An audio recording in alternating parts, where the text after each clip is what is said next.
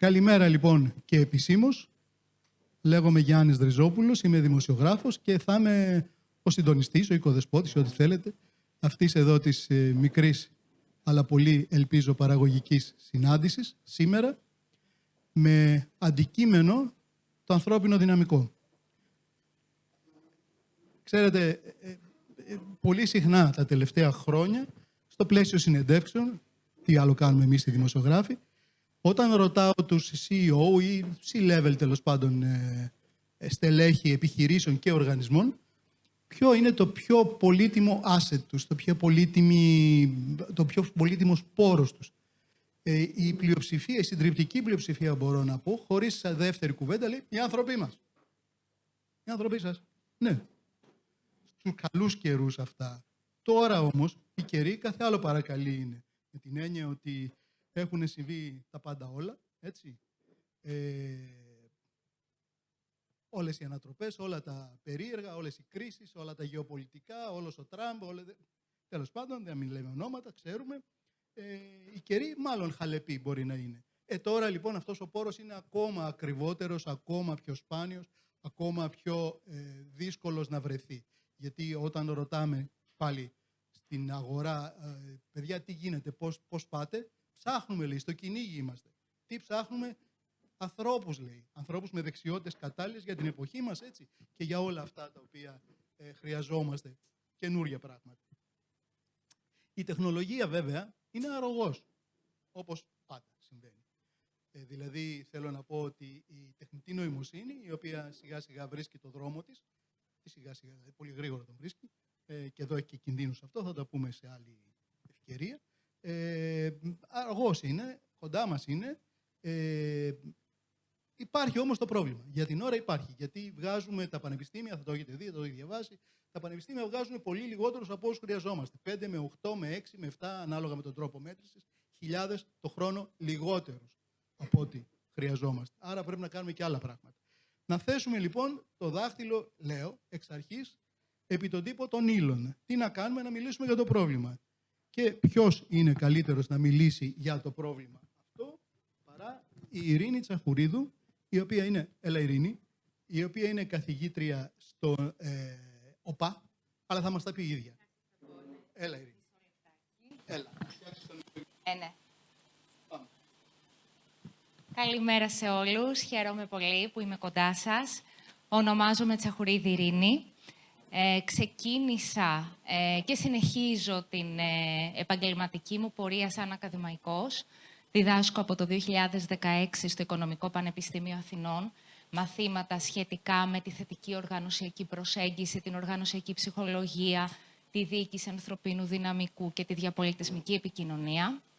Επίσης, διδάσκω στο Γεωπονικό Πανεπιστήμιο Αθηνών στο MBA Διοίκηση Ανθρωπίνου Δυναμικού.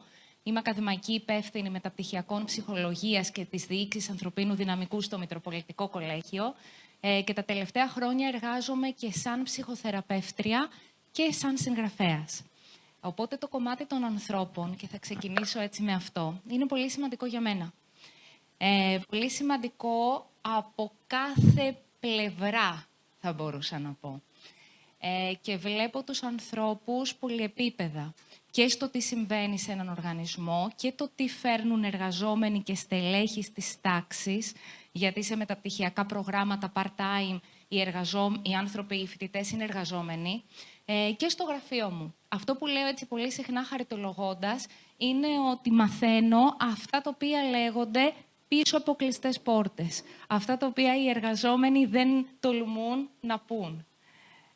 Και αυτό έτσι με βοηθάει να μπαίνω βαθύτερα σε κάποια κομμάτια και να καταλαβαίνω τις προκλήσεις που έχει το HR με πολλαπλούς τρόπους. Σήμερα λοιπόν θα μιλήσουμε ακριβώς για αυτό το κομμάτι, τις προκλήσεις που έχει το HR και ποιος είναι ο ρόλος που μπορεί να λάβει ένας HR manager. Και εδώ θέλω να διευκρινίσω κάτι πρώτα απ' όλα.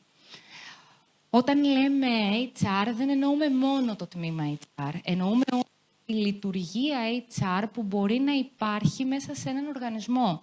Οι προϊστάμενοι τμήματος παίζουν ρόλο HR. Ξεκάθαρα. Οτιδήποτε έχει να κάνει με ανθρώπους. Οτιδήποτε αφορά αλληλεπίδραση μέσα σε έναν οργανισμό. Οπότε το HR, όπως θα το παρουσιάσουμε, είναι κάτι ευρύτερο από το τμήμα HR. Και εννοείται βέβαια το τμήμα HR έχει πρωταγωνιστικό ρόλο, αλλά δεν είναι το μόνο στο οποίο αναφερόμαστε. Αναφερόμαστε ευρύτερα σε λειτουργίες του HR.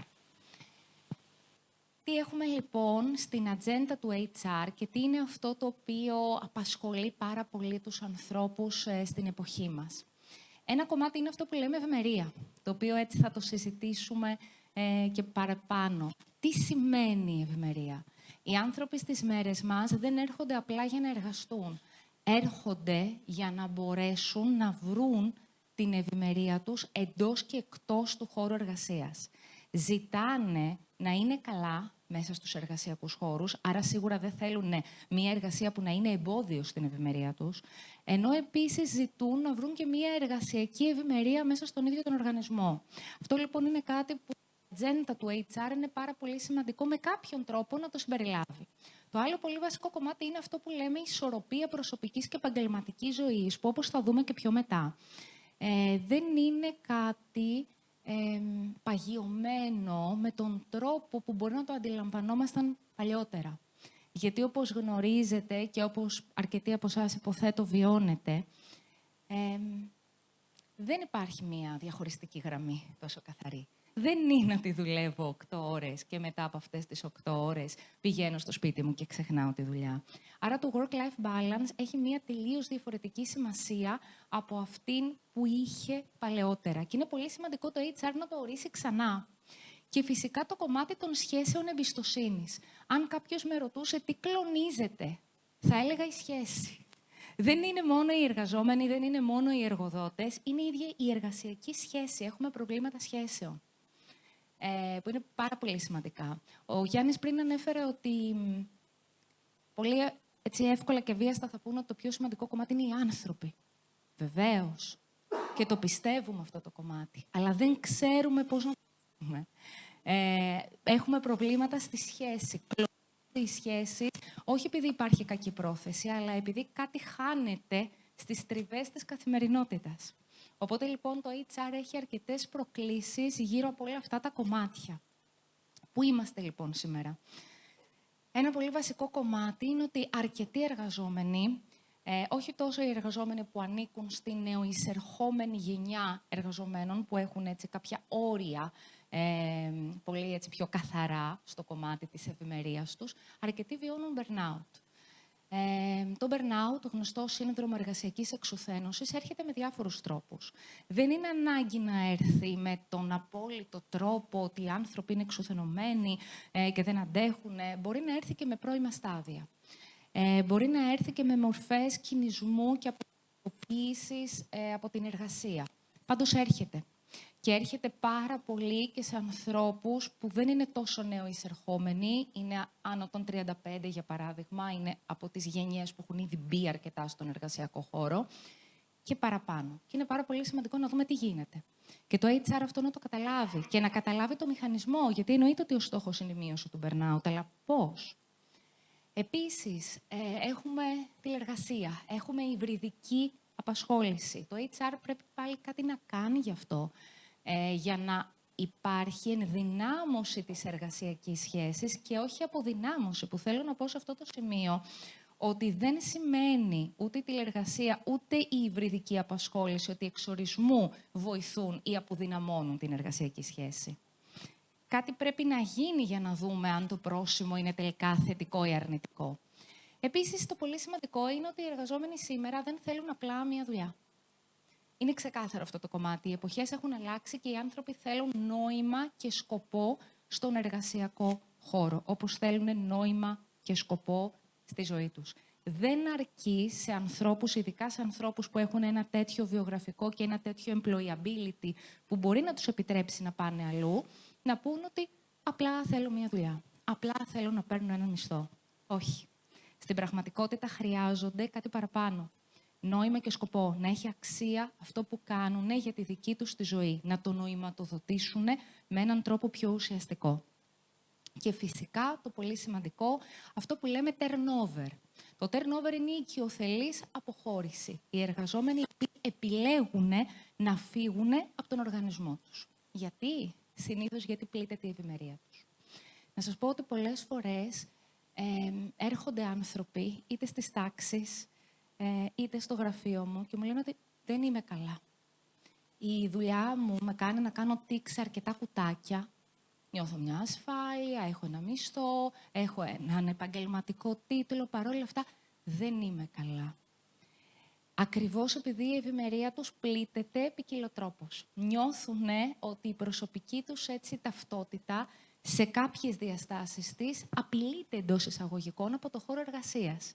Υπερπροσπαθούν, δεν κάνουν κάτι που τους συνδέει με τον ίδιο τους τον εαυτό. Σε κάθε περίπτωση νιώθουν μία αποκοπή και αισθάνονται ότι πλήττεται η ευημερία τους. Το κομμάτι του σεβασμού, ακριβώς, το κομμάτι του σεβασμού, το κομμάτι της δικαιοσύνης, το κομμάτι του αν νιώθουν ότι έχουν προοπτική όχι με την αντικειμενική έννοια του όρου και τα κουτάκια και άντε να πάρω προαγωγή, αλλά με την έννοια μιας βαθύτερης ισορροπίας. Και έχουμε πολλά τέτοια ζητήματα και οι άνθρωποι πλέον παραιτούνται. Γιατί μπορούν να παραιτηθούν.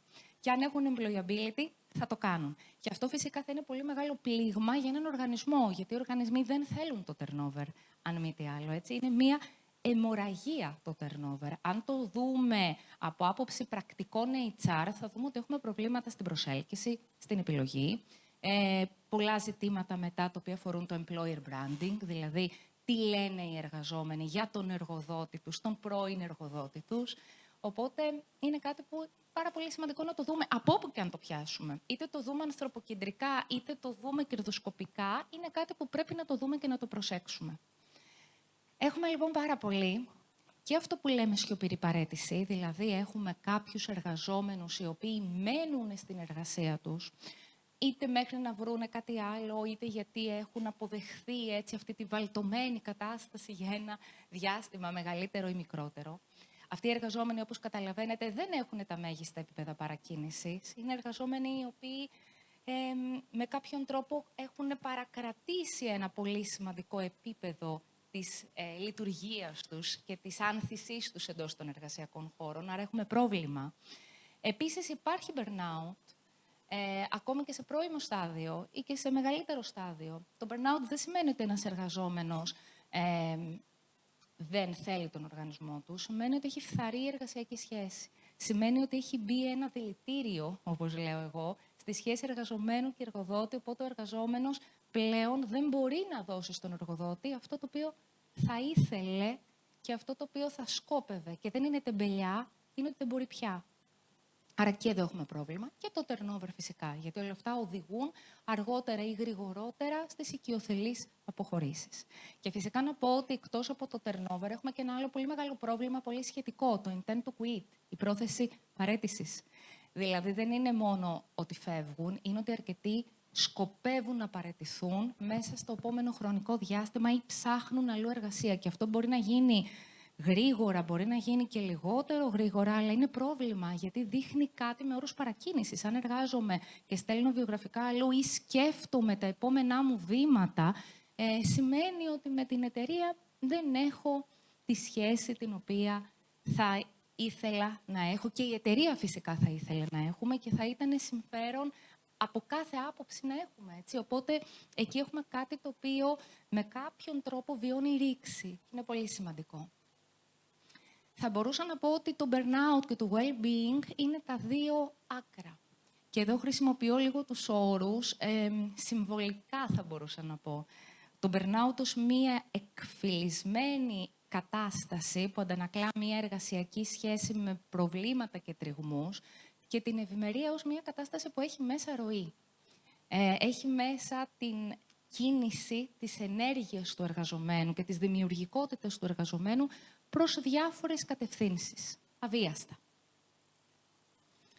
Αν θέλουμε λοιπόν να δούμε λίγο καλύτερα τον burnout, θα λέγαμε ότι είναι ένας μεγάλος εχθρός των οργανισμών και μάλιστα ένας αόρατος εχθρός, ένας σιωπηλός εχθρός, ο οποίος όμως καταλήγει να κάνει μεγάλο κρότο στο τέλος της ημέρας.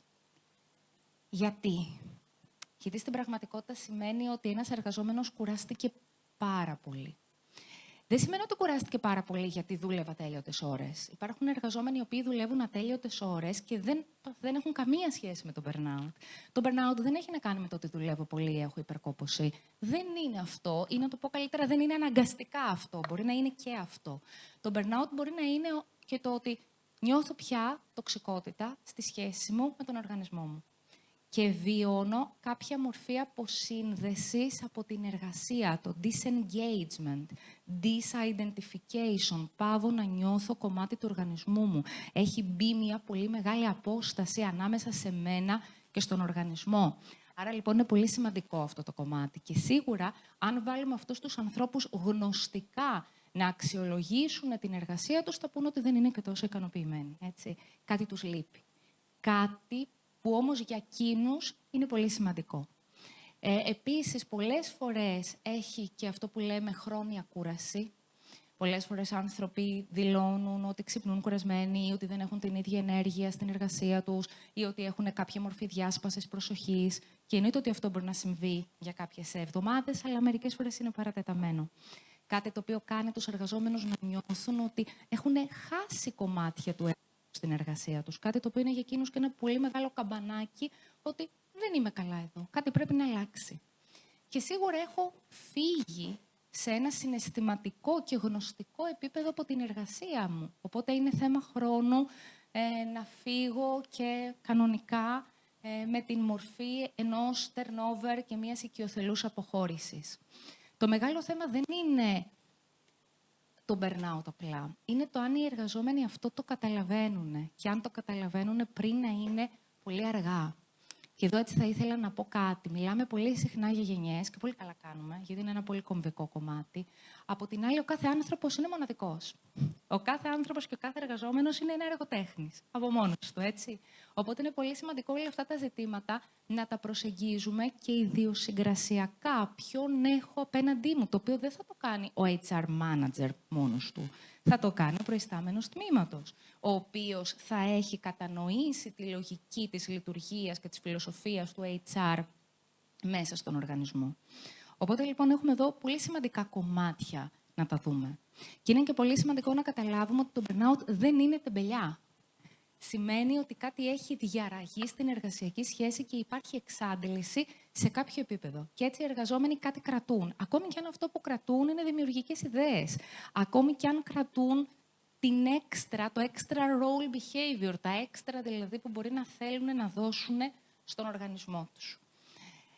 Και φυσικά τονίζω ξανά αυτό το κομμάτι που ανέφερα και πριν. Δεν είναι μόνο πόσο δουλεύω. Όχι. Είναι πώς νοηματοδοτώ αυτό που κάνω. Δεν είναι λοιπόν εγγυημένο ότι επειδή μπορεί να δουλεύω 8 ώρες δεν θα πάθω burnout. Μπορεί να πάθω burnout και με 6 ώρες. Είναι θέμα τι γίνεται μέσα σε αυτές τις ώρες, τι σχέση έχω με τον οργανισμό, τι νοηματοδότηση κάνω μέσα σε αυτό. Και εδώ έρχεται και το πολύ μεγάλο κομμάτι της ισορροπίας προσωπικής και επαγγελματικής ζωής, που πλέον δεν είναι work-life balance, πιο πολύ είναι life-work integration. Τι ενσωμάτωση έχω κάνει σε αυτά τα πολύ σημαντικά κομμάτια της ζωής μου, γιατί στην ουσία έχω να ενσωματώσω κομμάτια της ζωής. Στο τέλος της ημέρας είμαστε άνθρωποι. Όταν κάνω την ερώτηση «Τι θέλεις?», πολλοί λένε να είμαι καλός, να είμαι παραγωγικός, να είμαι αποδοτικός.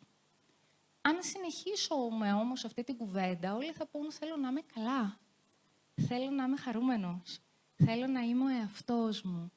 Αυτό σε πολύ μεγάλο βαθμό είναι ο ορισμός της πραγματικής ενσωμάτωσης της προσωπικής και της επαγγελματικής ζωής.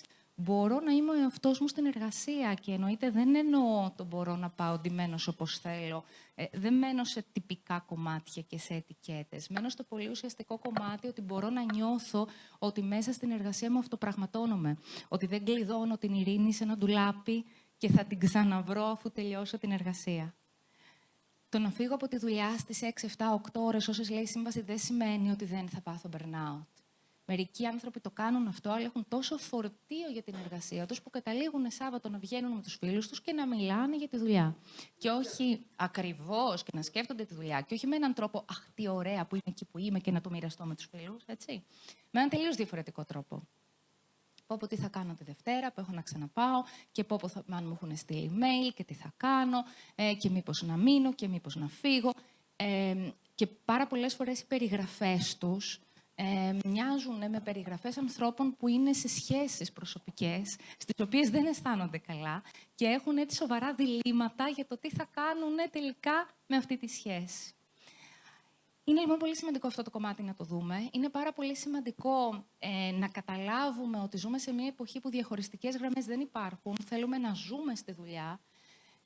Πολλές φορές εσωτερικεύουμε την εργασία και στη ζωή, οπότε είναι πολύ σημαντικό αυτή η εσωτερήκευση να είναι μια θετική εσωτερήκευση, να μου αρέσει η ταυτότητά μου, να μου αρέσει αυτό που κάνω. Και σίγουρα η ισορροπία δεν είναι ποσοτική. Είναι ποιοτική. Είναι λεπτοφυής. Είναι μια βαθιά διείσδυση που γίνεται στη ζωή μας, στο χρόνο μας και στην υπαρξιακή μας ταυτότητα. Και μένω πολύ σε αυτό. Δεν είναι μόνο ο χρόνος μας, είναι η υπαρξιακή μας ταυτότητα. Είναι ποιος είμαι και ποιος θέλω να γίνω. Οπότε είναι πολύ μεγάλο κομμάτι. Με πολύ μεγάλο ερώτημα το τι εσωτερικεύω. Εσωτερικεύω χαρά, ευημερία, πρόκληση ή έχω εσωτερικεύσει πίεση. Οπότε δεν είναι ένα πάρα πολύ σημαντικό κομμάτι και είναι σημαντικό να το δούμε. Όσοι ασχολούμαστε με ανθρώπους, με όποιον τρόπο και αν ασχολούμαστε, και σίγουρα ασχολούμαστε με έναν άνθρωπο στα σίγουρα, έτσι, τον εαυτό μας. Οπότε είναι πολύ σημαντικό ούτως ή άλλως αυτές τις ερωτήσεις με κάποιον τρόπο να τις κάνουμε. Και εδώ θα ήθελα έτσι να πω ότι κάτι που είναι πολύ σημαντικό να το δούμε και να το έχουμε κατά νου είναι αυτό που αποκαλούμε ψυχολογικό συμβόλαιο. Δεν ξέρω πόσοι από εσάς είστε εξοικειωμένοι με αυτόν τον όρο, αλλά θα το περιγράψω έτσι πάρα πολύ σύντομα. Δεν είναι μόνο το νομικό συμβόλαιο. Δεν είναι μόνο η σύμβαση εργασίας. Το ψυχολογικό συμβόλαιο, όλες οι προσδοκίες που χτίζει ένας εργαζόμενος για το δούνε και λαβήν που θα έχει με τον οργανισμό του. Δηλαδή, πιστεύω ότι ο οργανισμός αυτός θα με φτάσει στην εξάντληση ή έχω χτίσει την προσδοκία ότι με αυτόν τον οργανισμό θα έχω μια αλφα σχέση. Μήπως έχω χτίσει την προσδοκία ότι θα έχω εμπιστοσύνη και στην πράξη βλέπω ότι αυτό δεν γίνεται. Το ψυχολογικό συμβόλαιο, λοιπόν, συμβαίνει μόνο του, συμβαίνει αυθόρμητα. Σκεφτείτε λίγο ότι κάθε φορά που γνωρίζουμε κάποιον, διαμορφώνουμε μία προσδοκία. Σίγουρα ήρθατε εδώ σήμερα, όλοι, έτσι κι εγώ, με μία προσδοκία. Σίγουρα είδαμε το χώρο και διαμορφώσαμε μία προσδοκία. Σίγουρα καθίσατε και κάποιοι από εσάς θα είπατε τι θα ακούσουμε σήμερα. Με το που σηκώθηκα, κάποιοι από εσάς πάλι θα διαμορφώσατε κάποια προσδοκία. Και αυτή τη στιγμή πάλι διαμορφώνεται μία προσδοκία. Αυθόρμητα. Δεν είναι κάτι που το κάνουμε συνειδητά. Συμβαίνει αυτό ακόμα και ασυνείδητα. Αυτό λοιπόν συμβαίνει πάρα πολύ και στους εργασιακούς χώρους. Και είναι και πάρα πολύ σημαντικό κομμάτι οι εργασιακοί χώροι αυτό να το καταλάβουν, να μπουν στον πυρήνα. Όλοι λοιπόν οι εργαζόμενοι, είτε το θέλουν είτε όχι, είτε το κάνουν συνειδητά είτε ασυνείδητα, διαμορφώνουν ένα ψυχολογικό συμβόλαιο με τον οργανισμό. Έχουν δηλαδή μια αντίληψη για το τι ο οργανισμός τους οφείλει και τι οφείλουν εκείνοι στον οργανισμό. Και δεν αναφέρομαι μόνο στα συμβατικά κομμάτια. Αναφέρομαι και σε πολύ πιο έτσι, βαθιά κομμάτια που αφορούν την ίδια την καθημερινότητα και την εργασιακή σχέση. Άρα λοιπόν είναι πάρα πολύ σημαντικό να εστιάσουν οι οργανισμοί, να εστιάσουν οι προϊστάμενοι, να εστιάσουν οι HR managers και εμείς οι ίδιοι στον εαυτό μας για το ποιες είναι οι αντιλήψεις, οι υποκειμενικές αντιλήψεις που υπάρχουν γύρω από την εργασία, το χώρο εργασίας και τον οργανισμό. Είναι πολύ σημαντικά κομμάτια αυτά. Και να τα δούμε με τον τρόπο που χρειάζεται να τα δούμε. Γιατί? Εδώ θέλω να πω κάτι πολύ σημαντικό. Όλος ο χώρος της οργανωσιακής ψυχολογίας και του HR ερευνητικά έχει χτιστεί με αντιλήψεις. Παντού θα δείτε σε έννοιες perceptions.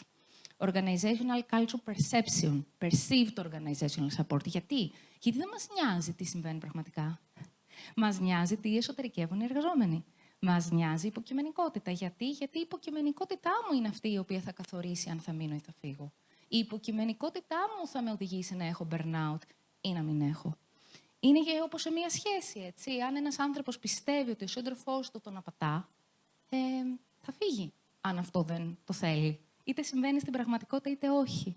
Άρα, λοιπόν, είναι πάρα πολύ σημαντικό να δούμε το ψυχολογικό συμβόλαιο των εργαζομένων, των υφισταμένων, το δικό μας, ακριβώς επειδή αυτό θα καθορίσει σε βάθος χρόνου και την εσωτερική μας πραγματικότητα, αλλά και τη συμπεριφορά μας. Και αυτό είναι πάρα πολύ σημαντικό.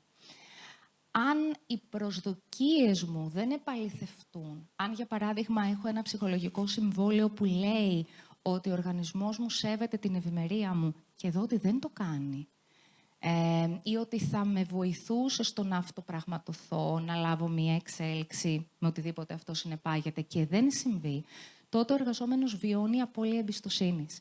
Και αυτό που λέμε ρήξη του ψυχολογικού συμβολέου, το οποίο είναι πάρα πολύ σημαντικό, νούμερο 1 αιτία, για οικειοθελείς αποχωρήσεις, για μειωμένη παρακίνηση, για burnout, για οτιδήποτε είναι αρνητικό και δεν θέλουμε να το βλέπουμε στο HR και στους εργασιακούς χώρους.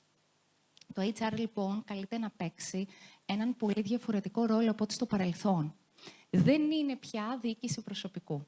Δεν είναι καν απλά HR. Στην πραγματικότητα, καλείται να βοηθήσει τις εργασιακές σχέσεις. Στην πραγματικότητα πρέπει να κάνει human reconnection. Στην πραγματικότητα πρέπει να κοιτάξει σχεσιακά τους εργοδότες και τους εργαζομένους. Κάτι που είναι πάρα πολύ σημαντικό.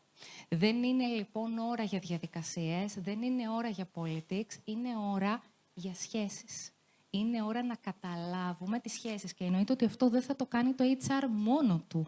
Θα το κάνει μαζί με τους προϊσταμένους των τμήματων. Άρα εδώ θέτω και το κομμάτι της οργανωσιακής κουλτούρας ως κάτι πολύ σημαντικό, έτσι, γιατί πρέπει να έχω και μια οργανωσιακή κουλτούρα που αυτό να το υποστηρίζει, έτσι, και να πω πολύ σύντομα ότι η οργανωσιακή κουλτούρα είναι για έναν οργανισμό, ότι είναι η προσωπικότητα για έναν άνθρωπο, το α και το ω. Είναι παντού. Δεν είναι κάτι γραμμένο, απλά, που πάω και το διαβάζω. Είναι όλη η λειτουργία ενός οργανισμού. Στην πραγματικότητα, λοιπόν, το HR πρέπει να βοηθήσει τον οργανισμό να επανασυνδεθεί με τους ανθρώπους και να επανασυνδεθούν και εκείνοι μεταξύ τους, γιατί οι σχέσεις παίζουν ζωτικό ρόλο. Προϊσταμένων, υφισταμένων, εργαζόμενων που δουλεύουν μέσα σε μία ομάδα, οτιδήποτε. Εργοδότη, εργαζομένου, τα πάντα.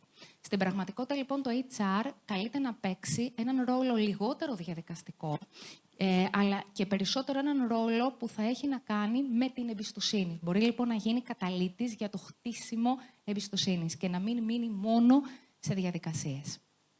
Σας ευχαριστώ πολύ για την προσοχή σας και θα συνεχίσουμε έτσι με κάποιες ερωτήσεις. Σας ευχαριστώ πολύ.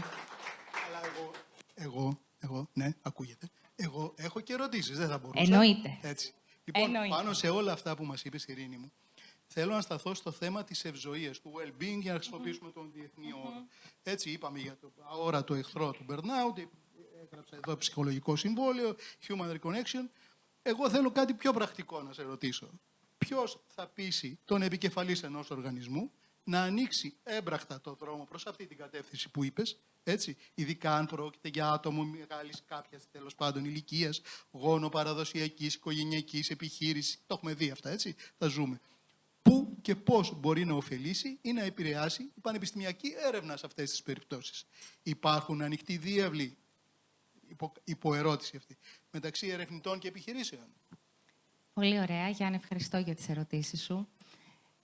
Θα ξεκινήσω πρώτα απ' όλα λέγοντας ότι αυτό που περιγράφεις, Γιάννη, είναι πραγματικά ένα μεγάλο θέμα και ένα πολύ ρεαλιστικό εμπόδιο. Έτσι. Και πολλές φορές βλέπω ανθρώπους, είτε είναι HR manager, είτε είναι προϊστάμενοι, που έχουν όλη τη γνώση και όλη την πρόθεση να εφαρμόσουν κάτι καλό και ουσιαστικό και δημιουργούνται εμπόδια.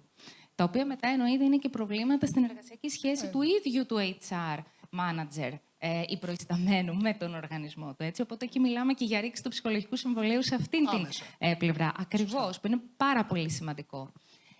Εκεί λοιπόν έχουμε ένα πολύ μεγάλο θέμα. Ναι, ποιος πείθει αυτόν που στο τέλος της ημέρας παίρνει αποφάσεις. Εδώ να πω ότι το HR στις επιχειρήσεις μπορεί να παίζει έναν διαδικαστικό ρόλο και μπορεί να παίξει και ένα στρατηγικό ρόλο. Αυτό που ρωτάς λοιπόν είναι πώς θα αφήσουμε το HR, πώς θα το επιτρέψουμε να παίξει έναν στρατηγικό ρόλο. Δηλαδή να μπορέσει να πείσει ότι αυτό με κάποιον τρόπο είναι αναγκαίο να γίνει. σε ανθρώπους που έχουν μία στερεοτυπική αντίληψη ότι τα πράγματα πρέπει να γίνονται με έναν δεδομένο τρόπο και όχι με έναν άλλο τρόπο. Τι γίνεται εκεί λοιπόν? Εκεί αυτό που χρειάζεται να συμβεί είναι αλλαγή οργανωσιακής κουλτούρας. Δηλαδή, σιγά σιγά και σε βάθος χρόνου, είτε γρήγορα μετά από ένα πολύ μεγάλο σοκ, το σοκ μπορεί να είναι να δούμε με μεγεθυντικό φακό ξεκάθαρα ότι αυτό που κάνουμε μέχρι τώρα δεν βοηθάει οικονομικά.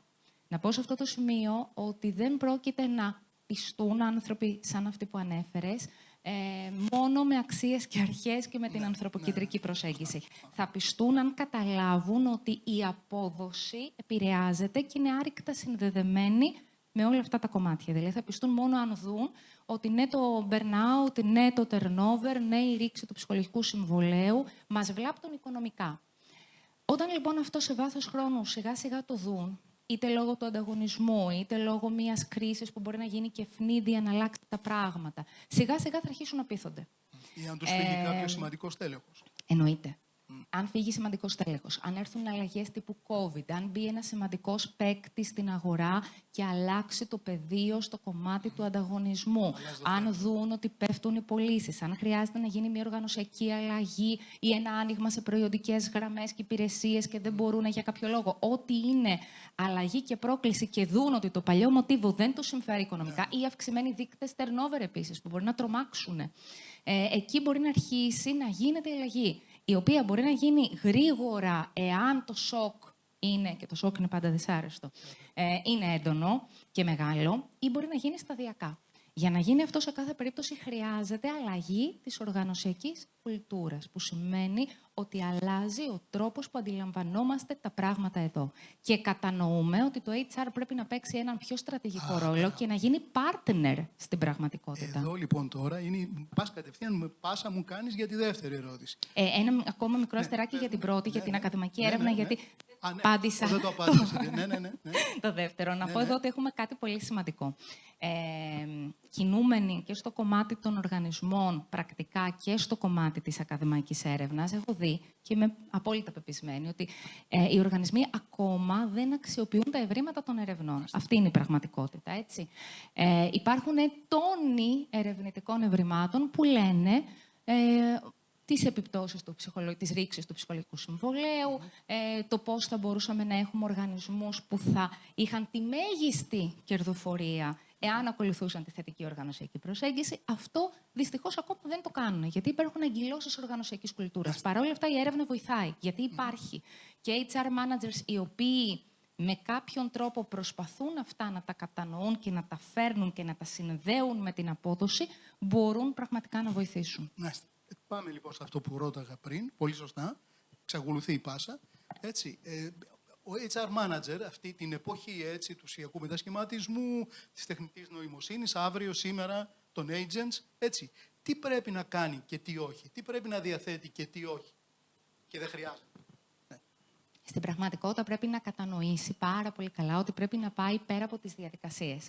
Ο HR manager πολλές φορές βρίσκεται ανάμεσα στην ατζέντα του οργανισμού που λέει διαδικασίες, βραχυπρόθεσμος ορίζοντας, πρέπει να γίνουν τα πράγματα, συγκεκριμένοι στόχοι, συγκεκριμένα KPIs που πολλές φορές είναι μειοπικά KPIs και στο τι είναι αυτό το οποίο ξέρει και καταλαβαίνει ότι έρχεται. Ένας HR manager, λοιπόν, το πρώτο πράγμα που μπορεί να κάνει, πέρα και πάνω από οτιδήποτε, γιατί ο HR manager είναι συνέχεια ανάμεσα σε κραδασμούς, ειδικά αν έχει αντίληψη όλων των πραγμάτων και δεν εφησυχάζεται σε διαδικασίες, είναι ακριβώς, είναι να του είναι πάρα πολύ καθαρό να έχει μια δική του ατζέντα. Όχι μια ατζέντα η οποία θα είναι κόντρα στην ατζέντα του οργανισμού, αλλά να καταλαβαίνει πολύ καλά και να μείνει πάρα πολύ σταθερός στο ότι μεσοπρόθεσμα και μακροπρόθεσμα, αν δεν γίνουν κάποια πράγματα, θα υπάρχει βλάβη, πραγματικά βλάβη, σοβαρές συνέπειες για τον οργανισμό. Και αυτό να το γνωρίζει και αυτό να το περνάει με το σωστό τρόπο, τη σωστή στιγμή. Ακριβώς επειδή χρειάζεται μια σωστή ισορροπία ανάμεσα στο βραχυπρόθεσμο που του ζητούν και έχει να κάνει συνήθως με διαδικασίες και στο πιο μεσοπρόθεσμο, μακροπρόθεσμο που εκείνος έχει καταλάβει ότι χρειάζεται. Άρα να μείνει πιστός και να βρει αυτήν την σωστή ισορροπία. Αυτό θα μπορούσα να πω. Καθόλου. Έτσι, είναι πάρα πολύ δύσκολο. Σίγουρα για data-driven decisions, έτσι. Ξεκάθαρα. Ναι. Και είναι άνθρωπος ο HR manager, έτσι. Θέλω να πω σε αυτό όλα αυτά που λέμε, ότι είναι σημαντικό να κάνει. Τα βιώνει και εκείνος μετά σαν εργαζόμενος. Άρα μέσα σε αυτό είναι αναγκαίο να διαχειριστεί και τα δικά του κομμάτια. Και ξέρετε, μερικές φορές σκέφτομαι και βιώνω ότι ένας άνθρωπος που ασχολείται με το HR μπορεί να ταλανίζεται από αυτά τα ζητήματα ακόμα πιο πολύ. Γιατί είναι άλλο να σου έρχεται μια δύσκολη πραγματικότητα ενώ ξέρεις, και άλλο ενώ δεν ξέρεις. Αυτή η γνώση σε αφυπνίζει, αλλά σε ξεβολεύει κιόλας. Οπότε έχει έναν αρκετά προκλητικό ρόλο ο HR manager. Ειρήνη Ζαχουρίδου, ευχαριστούμε πάρα πολύ. Και εγώ ευχαριστώ.